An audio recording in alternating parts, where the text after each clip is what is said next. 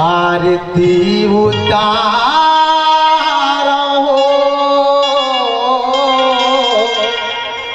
आओ भैया, संध्या काली के बेरा है। माँ दुर्गा, माँ काली जिला 9 रूप में मनाते भैया हो। उग्रे वंदना के पश्चात आप जम्मोला छत्तीसगढ़ी भाषा में भगवान के अवतार ला देखा हूँ। आरती उतारो,